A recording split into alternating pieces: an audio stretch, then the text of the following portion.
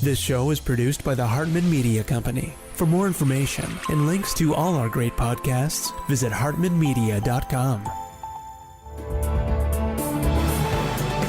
Speakers, publishers, consultants, coaches, and info marketers unite. The Speaking of Wealth Show is your roadmap to success and significance. Learn the latest tools, technologies, and tactics to get more bookings, sell more products, and attract more clients. If you're looking to increase your direct response sales, create a big-time personal brand, and become the go-to guru, the Speaking of Wealth Show is for you. Here's your host, Jason Hartman.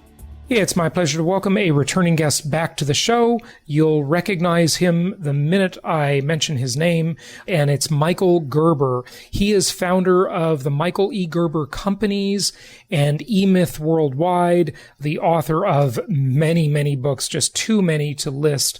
I originally discovered his book, The eMyth, that was really revolutionary at the time in helping small businesses systematize and helping small business owners work on the business, not in the business. He has a book even for real estate investors, an eMyth book. Also, we're going to talk about his newer work, Awakening the Entrepreneur Within, and it's just a pleasure to have him back. He's been called the world's #1 small business guru.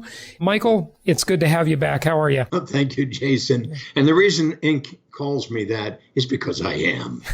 Fantastic. Hear me. I want to correct several things that you've said. Sure. One, I'm not Michael Gerber. I'm Michael E. Gerber. Got it. Very, very important distinction. It's like Michael J. Fox. Any celebrity has to make the distinct trademark name. Yeah, good. You got it. Because otherwise, they'll find guys doing everything. Right. And we want to find guys doing everything. Absolutely. So it's Michael E. Gerber, and it's not eMyth Worldwide. Mm-hmm. It's eMyth. Mm-hmm. eMyth.com. That's my other company that was just awarded this most remarkable award and honorarium by HubSpot as the #1 business consulting firm on the planet for 2019. Fantastic. We had the founder of HubSpot on the show a couple of years ago, so that's great. That's awesome. And wonderful. I've got to ask you, your middle initial is E, and I'm guessing that's like Edward or something, but did you change it to Entrepreneur or eMyth or something? No. It's Edward. It should be Michael eMyth Gerber. Yeah, right. Well, of course, I'm the eMyth man. That's for sure. But apart from that, my folks didn't know eMyth when I was born as a little squirt in June of 1936. Fantastic. They'd never heard of it, ever. Yeah. Well, good stuff. Talk to us about this entrepreneurial, everybody, if they're in the corporate world, they've got an entrepreneurial dream. Some people awaken that dream, but maybe they crash and burn after they do. I love how you have taught the world that, the typical business is started by a technician who has an entrepreneurial seizure, and you can explain that and elaborate on that, but I love that concept. Talk to us a little bit about this. I don't want to guide you too much. I want to let you take it. You spoke about a book way back then. And of course, the eMyth Revisited was published in 1992. Mm-hmm. So it is way back then. Yeah. But most important for everybody to hear, every year since then, it has grown in popularity. Mm-hmm. So that today, as we're speaking, the eMyth Revisited is the most successful book on business and entrepreneurship among the top 5 of all time. That's pretty amazing considering the competition you've got in that strata. So congratulations. Yeah. Think about it. Yeah. So I say that not to say, look how great I am, because the truth is we never publicized the book. The book has been growing and growing every year since it was first published by word of mouth. It was then and it is today. So when anybody calls me, they say, I've given away more of your books than anyone else on the planet. And every single person I talk to tells me that. Right. The other thing they tell me is your book has changed my life. Yeah. And they told me that today, and they told me that in 1993 and 1994, et cetera, and so forth. So Awakening the Entrepreneur Within, which is a more recent book, is the, you might say, core reality that occurs as somebody begins to read an E-Myth book. Mm-hmm. That effectively they discover that being a technician suffering from an entrepreneurial seizure, mm-hmm. or as I've said, doing it, busy, is absolutely the wrong way to do anything considered to be a commercial enterprise. Mm-hmm. So the right way, obviously, I'm saying, is to do what entrepreneurs do. Mm-hmm. And in order to do what entrepreneurs do, you've got to discover very, very critical: the dream, the vision, the purpose, and the mission. The dreamer, the thinker, the storyteller, the leader, the four critical personalities mm-hmm. entrepreneur. And that's why we've created Radical U. And Radical U is our online school that every single person listening to us today, no matter what they do, no matter whether they're a real estate investor or a chiropractor, no matter what they are and what they do, they must come to school in year one of Radical U to awaken the entrepreneur within them, to discover their dream, their vision, their purpose, their mission. Because the dream, the vision, the purpose, and the mission are at the heart space of every great growing company. Mm-hmm. So you want your folks to grow. Right. Right? The only way they grow is if they awaken the entrepreneur within. I got a dream, I got a vision, I got a purpose, I'll shut up about that now. So here's the thing. A lot of real estate investors who are not going into this to go and hunt deals and drive around neighborhoods and look for the ugly house type of thing, that's a whole business, right? They're not looking to do a quote unquote business out of real estate investing. They're just looking to have a dozen or a couple dozen units so that they can have a nice, comfortable retirement and focus on their existing business or their existing career, right? And retire early. And a lot of them don't think of that as a business. And even though I said not a business, but then I'm saying, I think they should treat that as a business as well, right? Speak to that a little bit, if you would. But Jason, it is a business. Yeah. Hear me. I don't care whether they think it's a business. I agree that it is. I'm just saying I want you to talk about that. But hear me. I'm talking about it because the biggest single problem since I started working with small business owners way back in 1977, when we started this whole thing, every single small business owner, in fact, fails to understand what a business is. So a real estate investor is in business. Now, whether that's a part-time business or a full-time business, it certainly is a business. And if it's a business, then they've got to go to work on that business to organize it to work in such a way that it's predictable, it can be replicable, it can be done again and again and again and again, but without the owner, e.g., what I'm calling the entrepreneur, doing it, busy. Mm-hmm. So whether they recruit, hire, train people to fulfill the outcomes that must be fulfilled, or whether they contract with you to do for them what must be done in a systemically pure and predictable manner, it's got to be controlled systemically. Mm-hmm. Otherwise, it crashes and burns. Sure. Instead of delegating that work to you, they abdicate accountability for that work with you. And when they abdicate accountability, they have absolutely no understanding of how it's done. And if you blow it, it's blown.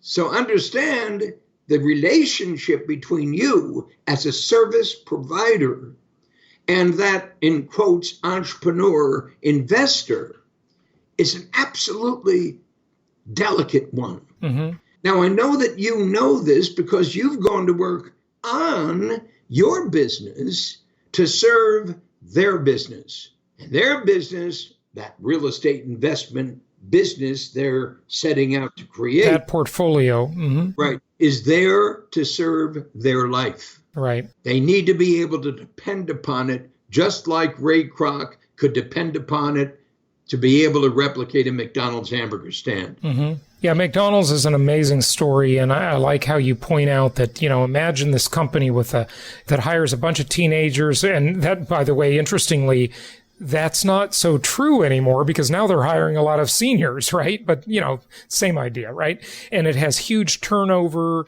and, all these things that you would think are problems, but the systems are so good that the business really can run itself. Very interesting. Well, not only can, but does. Does, yeah. 37,000+ stores throughout the world. Right. And since you talked about this so much way back to the 90s, now we've all seen the movie The Founder. And so more and more people know the Ray Kroc story. And he really built a real estate empire. That's really the business he was in, interestingly. Well, but that's a myth. Yeah. Now, understand that's a myth that's been populated out there in the world, yes, but it's not not really in the hamburger business. He definitely built a franchise prototype. There's no question about that. They're in the real estate business. Yeah, that's a lovely story to tell. But hear me, they're not in the real estate business. How's that? They are in the hamburger business.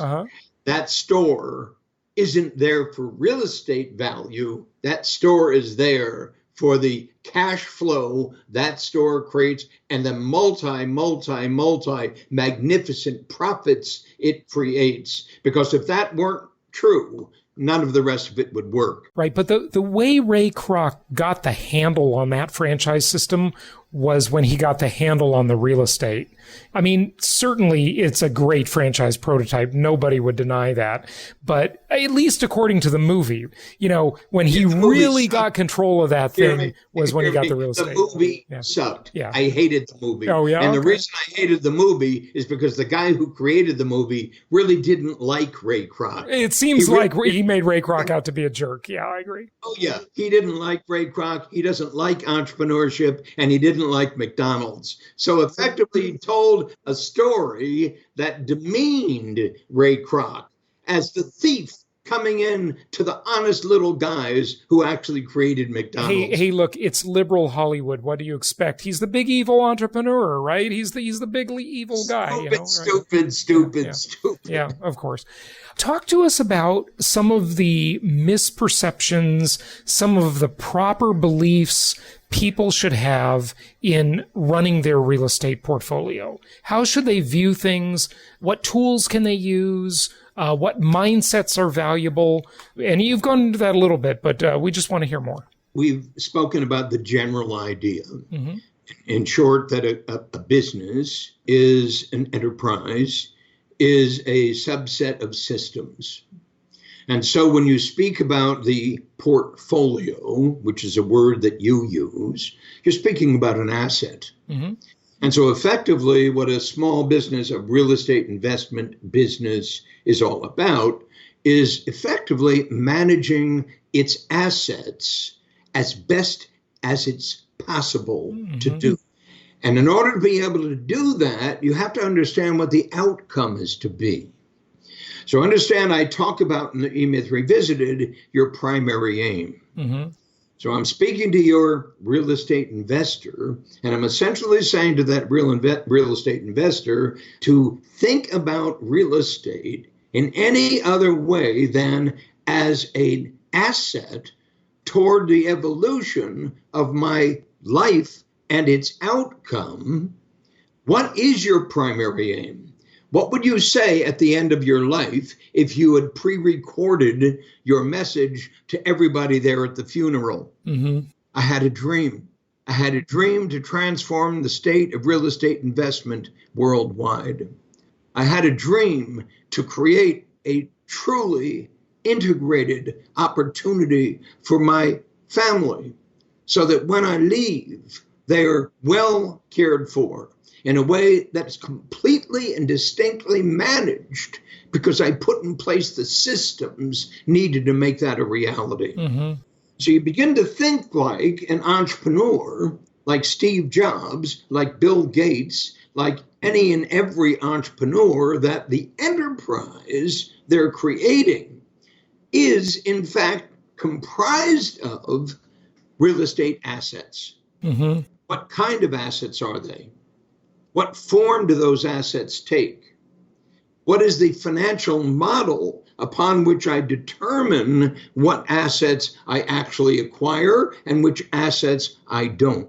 Mm-hmm. What is the prospective growth of that asset over time? Mm-hmm. For how long do I hold that asset? Mm-hmm. And at what benchmark do I determine it's time to release that asset to realize a return on my investment in that asset?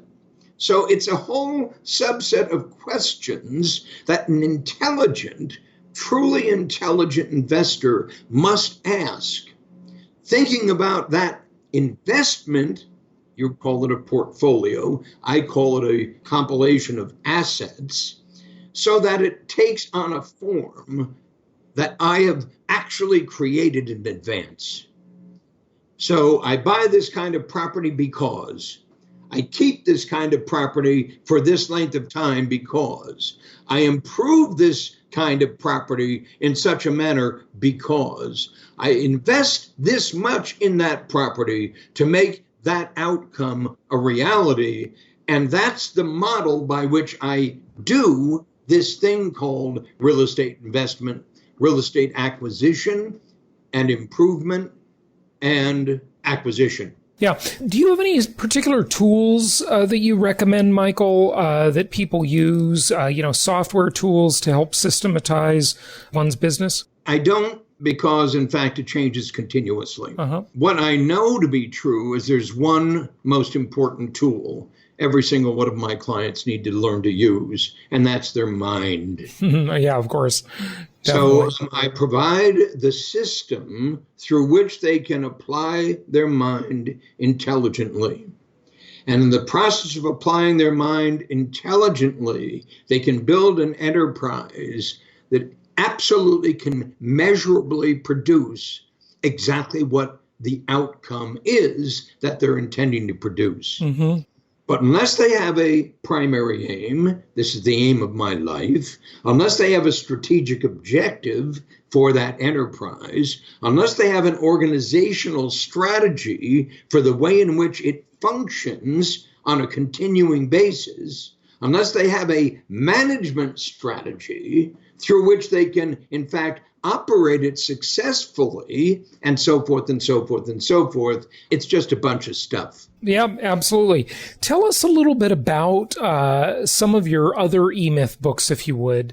You've really verticalized this space, if you will. You know, you had the original books, the E-Myth Revisited. Then you went into specialties of verticalizing all of these different things and functions.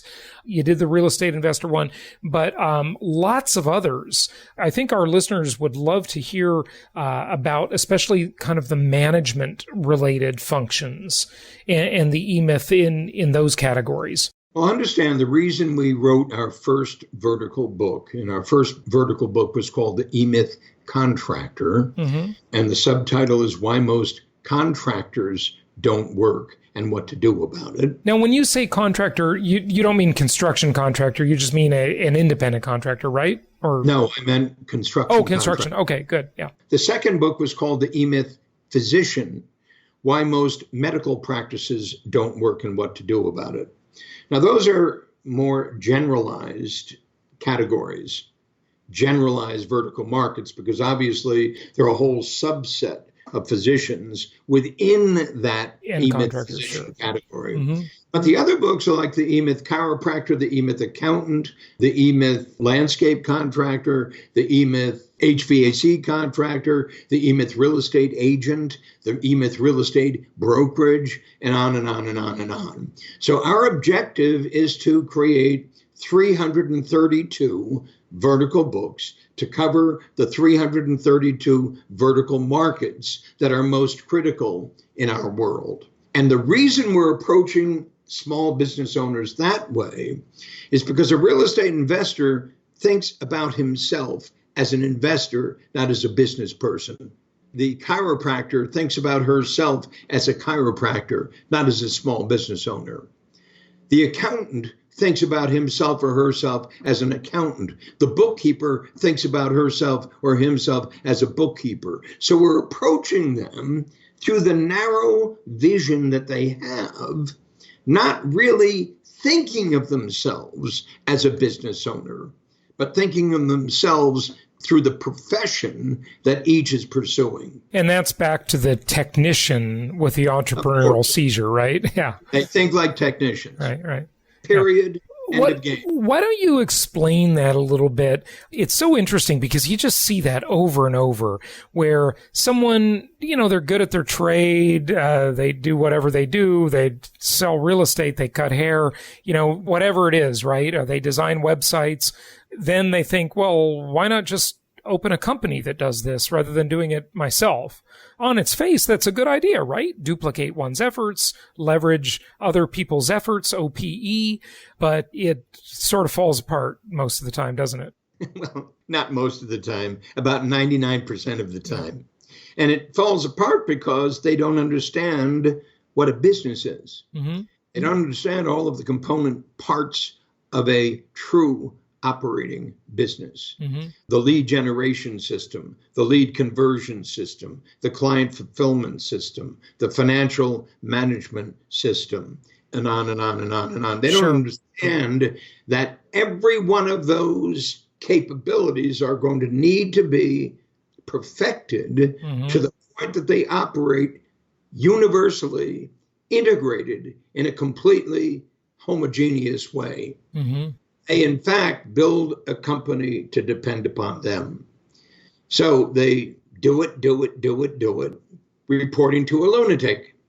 And that lunatic is, guess who? Yeah. The owner of that small business. Right. Yeah. We have been teaching them how to do it differently since I founded my company in 1977.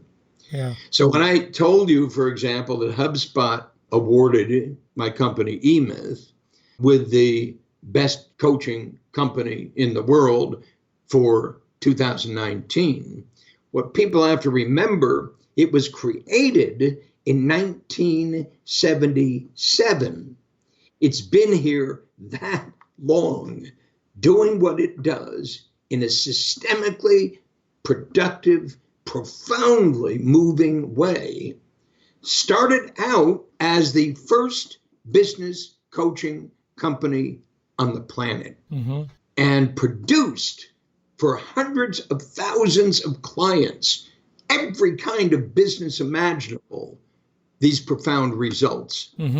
It works because it's a system that works. Right. And that system that works is continually being improved upon. So hear me in that regard.